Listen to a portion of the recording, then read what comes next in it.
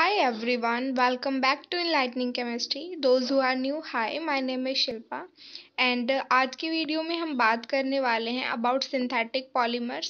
Synthetic polymers होते क्या हैं एंड साथ ही साथ हम बात करेंगे क्राइटेरिया क्या है सिंथेटिक पॉलीमर्स के लिए। ओके और फिर हम डिस्कस करेंगे अबाउट चेन ग्रोथ पॉलीमराइजेशन। तो स्टार्ट करते हैं अपना आज का topic that is synthetic polymers. Synthetic polymers हैं क्या?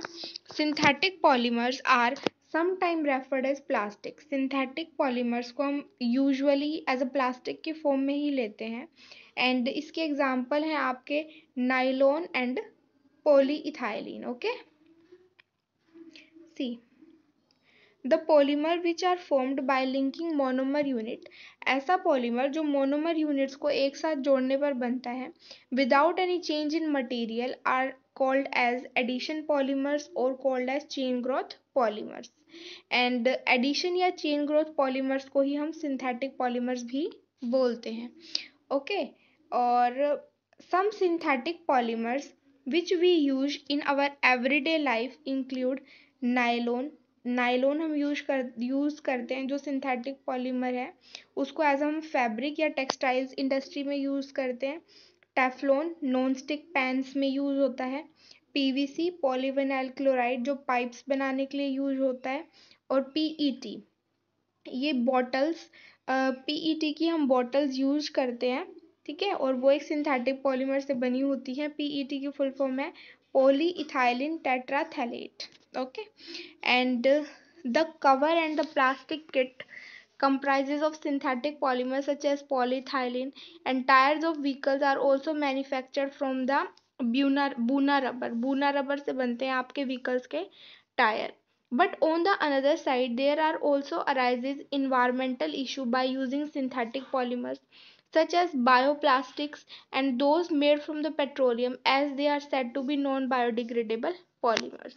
या जो सिंथेटिक पॉलीमर्स हैं बेसिकली वो नॉन बायोडिग्रेडेबल हैं तो ये हमारे लिए इन्वायरमेंटल इश्यूज भी क्रिएट कर सकते हैं। ओके अब हम देखते हैं सिंथेटिक पॉलीमर्स बनाने के लिए क्या क्या क्राइटेरिया होना चाहिए हमारे पास। ठीक है, preparation of synthetic polymer include the two basic requirement. First is monomer used in polymerization should be of the highest purity and the reaction condition should be carefully controlled। Okay, this is because reaction involved in polymerization must proceed in almost uh, quantitative yield।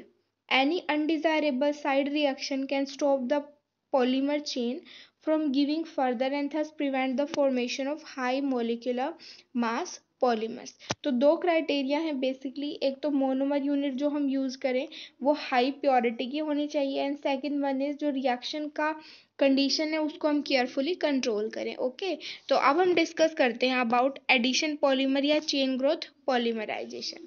अब chain growth polymers क्या होते हैं ये मैंने आपको पहले ही बता दिया, जिसमें मोनोमर यूनिट एक दूसरे के साथ ज्वाइन होती हैं और उनके मटेरियल में कोई चेंज नहीं आता, मतलब उसमें कोई भी as a side product eliminate नहीं होता। ठीक है, this type of polymerisation involve addition together of molecules of monomer to form a large polymeric molecule in which the molecular formula of repeating structural unit is same as that of the starting monomers। okay अब क्या बोलता है ये, addition और the chain growth polymerization generally take place among the molecules containing carbon carbon double bond. अब chain growth polymerization होने के लिए असेंशियल कंडीशन है कि हमारे पास carbon carbon double bond present होना ज़रूरी है और रिएक्शन एक सुटेबल इनिशिएटर स्टार्ट करता है।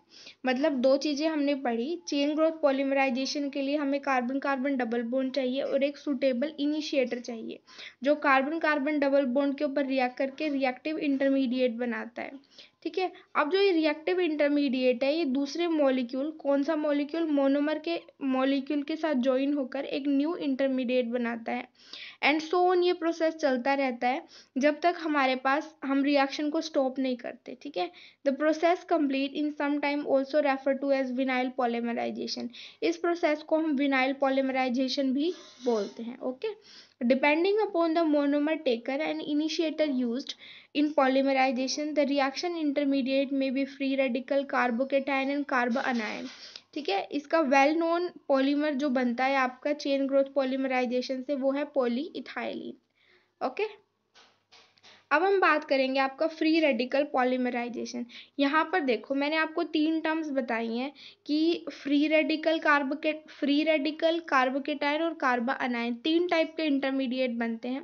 उन्हीं के बेसिस पे क्या होता है, आपकी जो पॉलीमराइजेशन रिएक्शन है वो भी 3 टाइप की होगी, फ्री रेडिकल विनाइल पॉलीमराइजेशन और कार्ब या cationic vinyl polymerisation and anionic vinyl polymerisation.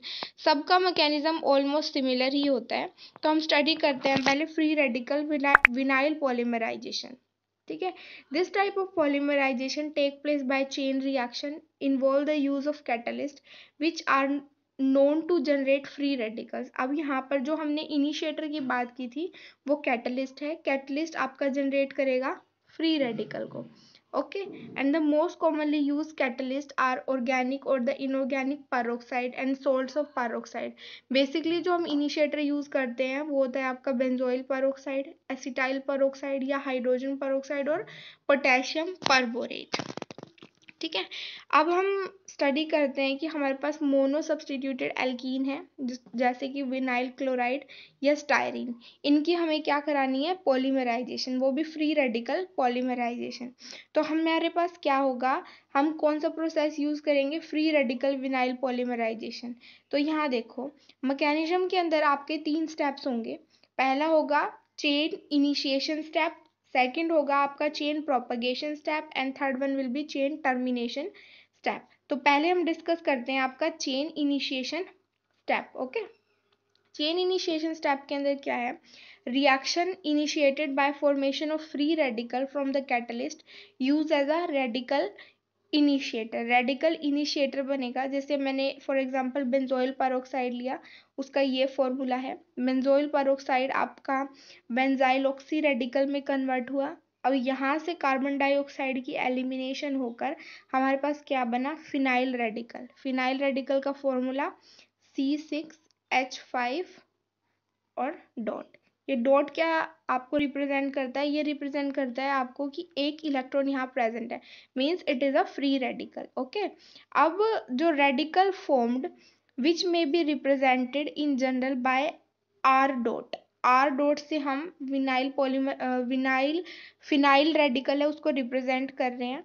ये रिएक्ट करेगा आपके मोनोमर यूनिट के साथ। मोनोमर यूनिट क्या है यहाँ पर, CH2 डबल बॉन्ड CH जी यहाँ पर कोई भी ग्रुप हो सकता है आपका। ठीक है, अब जब ये रेडिकल इसके ऊपर अटैक करेगा, या यूं लगा लो कि जब ये डबल बॉन्ड इस रेडिकल के ऊपर अटैक करेगा तो एक एक के साथ तो आपका आर रेडिकल जुड़ जाएगा और एक के साथ आपका फ्री रेडिकल जनरेट हो जाएगा, मतलब एक नया इंटरमीडिएट बन गया ये वाला free radical containing the monomer unit. Okay, और second is chain propagation step. Chain propagation step में क्या होगा, जो फर्स्ट स्टेप के अंदर प्रोडक्ट बना है आपका ये RCH2CH रेडिकल G, ये आपके मोनोमर यूनिट्स के साथ अटैच होगा या रिएक्ट करके नए नए इंटरमीडिएट बनाता रहेगा। फॉर एग्जांपल दिस वन, इसने दोबारा से मोनोमर यूनिट के साथ रिएक्ट करा तो हमारे पास ये बन गया।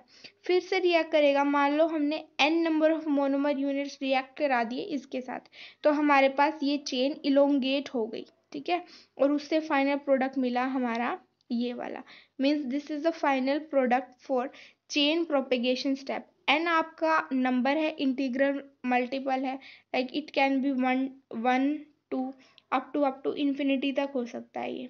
ठीक है, ओके, अब यहाँ पर चेन प्रोपेगेशन से हमारे मोनोमर यूनिट्स आपस में जुड़ चुके हैं और चेन बहुत ज़्यादा लेंथी हो गई है। अब हमें इस रिएक्शन को स्टॉप करना है, उसके लिए है आपका third step, that is chain terminating step.